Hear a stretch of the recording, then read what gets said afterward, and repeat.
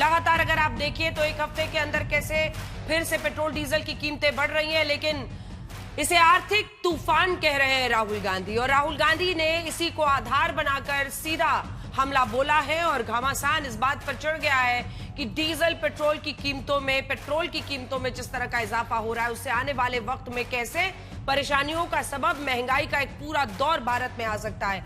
एक हफ्ते के भीतर दोबारा पेट्रोल डीजल की कीमतें बढ़ी हैं।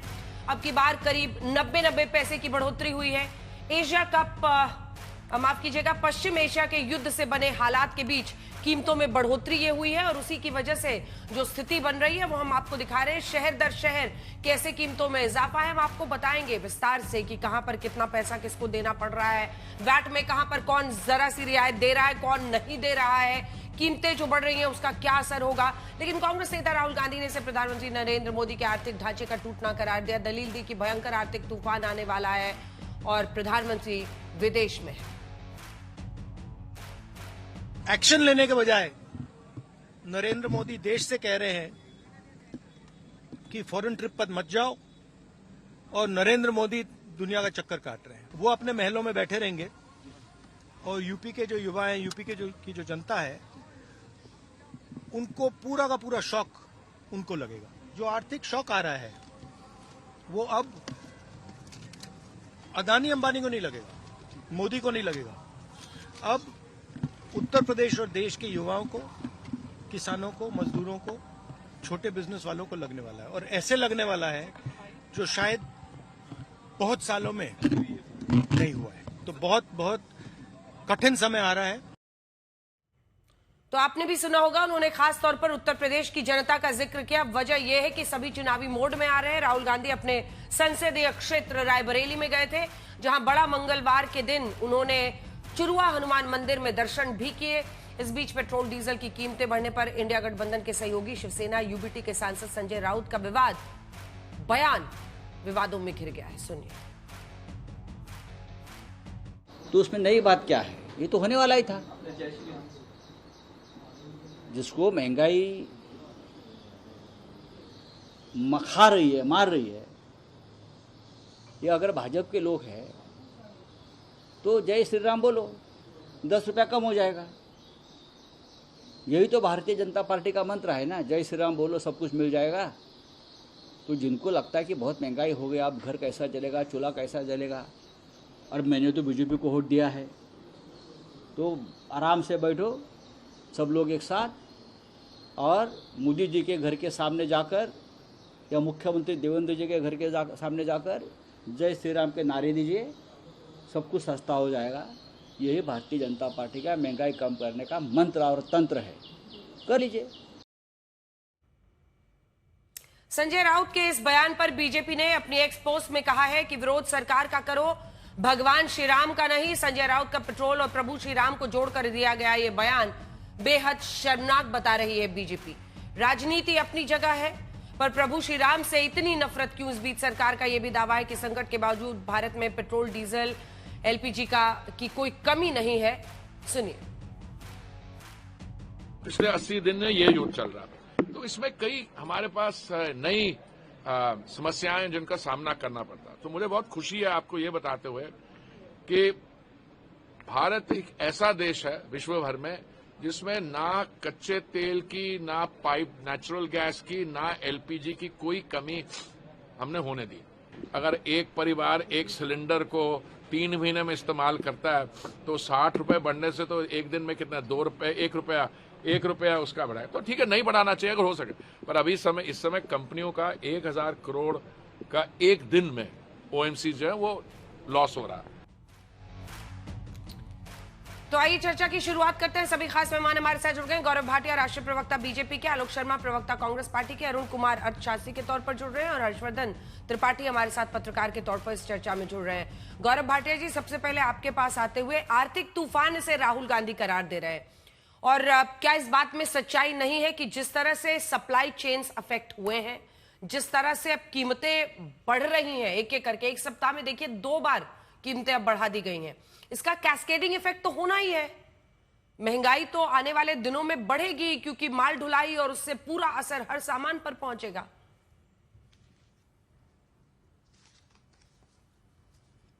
अंजुना जी, देखिए, सबसे महत्वपूर्ण बात यह है कि ये वैश्विक संकट है और ये जो युद्ध हुआ है ये कोई मोदी जी ने नहीं करवाया है। और राहुल गांधी, दुर्भाग्य है भारत का कि हमारे नेता प्रतिपक्ष हैं, क्योंकि वो कभी कोई विकल्प, कोई सुझाव, कोई सकारात्मक बात नहीं करते हैं। उनके पास केवल एक ही बात होती है, नकारात्मक बात करना, बार बार कहना आंधी तूफान आ रहा है, भारत संकट में है। मैं ये मानता हूं नरेंद्र मोदी जी ने एक राष्ट्र के संबोधित करते हुए अपील करी। क्या राहुल गांधी को नहीं चाहिए था कि वो भी अपील का समर्थन करे? और अगर उन्हें कुछ लगता है कि इस अपील में जोड़ने की आवश्यकता है तो वो भी जोड़ दे, लेकिन ऐसा नहीं हुआ। अभी मैं सुन रहा था राहुल गांधी कह रहे थे, देखिए, भारतीयों से कहा प्रधानमंत्री जी ने कि विदेशी यात्रा पे मत जाओ, खुद चले गए। तो मैं ये जरूर कहना चाहूंगा, क्या नरेंद्र मोदी जी बाहर मसाज कराने गए हैं, मेडिटेशन करने गए हैं, ध्यान लगाने जैसे राहुल गांधी जाते हैं, पिज्जा खाने गए हैं इटली? नहीं। क्या पाया है पिछले 5 दिन में, ये मैं बताना चाहूंगा। यूएई में 2 समझौते हुए। जो कच्चा तेल है भारत के लिए 3 करोड़ बैरल, इसका स्टोरेज यूएई करेगा भारत के लिए। फुजेरा पोर्ट पर हम लोग अपना जो तेल रिजर्व है वो रणनीतिक तौर पे रख पाएंगे, ये पहला। नीदरलैंड्स गए, वहां पे रोड मैप तैयार हुआ ग्रीन हाइड्रोजन और स्मार्ट ग्रिड मैनेजमेंट का। और नॉर्वे गए तो वहां पे ऑफशोर विंड एनर्जी और ओशन एनर्जी की बात हुई। स्वीडन में स्मार्ट ग्रिड और ग्रीन स्टील, ये कैसे होगा, निर्यात और आयात, इसकी बात हुई। ये सारी बातें जो मैंने आपको बताई, ये क्या दर्शाती है? ये एनर्जी से रिलेटेड है। अगर विश्व में संकट आ भी जाए तो भारत अपने पैरों पे मजबूती से खड़ा रहे, जैसे खड़ा रहा है। और हमने देखा 75 दिन युद्ध जब चलता रहा तो तेल की कीमतें भारत में नहीं बढ़ी। ये पहला ऐसा देश पूरे विश्व में था। दूसरा, पर्याप्त मात्रा में जो भंडार था, पेट्रोल हो, डीजल हो, सीएनजी हो, एलपीजी हो, सब अवेलेबल था, उपस्थित था। अब मैं आपको कुछ आंकड़े देता हूं। इन्फ्लेशन की बात कर रहे हैं, अभी भी 3.5 और 4% है। कांग्रेस के समय में 12 से 14% रहती थी। नहीं, ये रिटेल इन्फ्लेशन बता रहे हैं ना आप, गौरव जी, ये आप रिटेल इन्फ्लेशन बता रहे हैं ना, क्योंकि होलसेल इन्फ्लेशन रेट तो 8.3 के पार जा चुका है।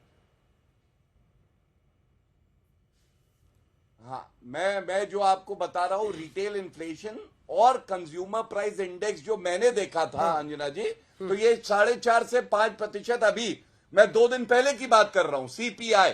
तो इसलिए 8% मेरी जानकारी में नहीं है। लेकिन अब जो मैं आंकड़ा देने जा रहा हूं दर्शकों के लिए, ये सुनिएगा जरूर। अंजना जी, मलेशिया में जब से युद्ध शुरू हुआ है 56% इन्फ्लेशन, यूएई में 52%, अमेरिका में 45%, फिलीपींस में 41%, कनाडा में 32%, चीन में 22%, और यही आंकड़ा कहता है 4% भारत में। दूसरा, तेल की कीमतें हमने बढ़ाई है 3 से 4%।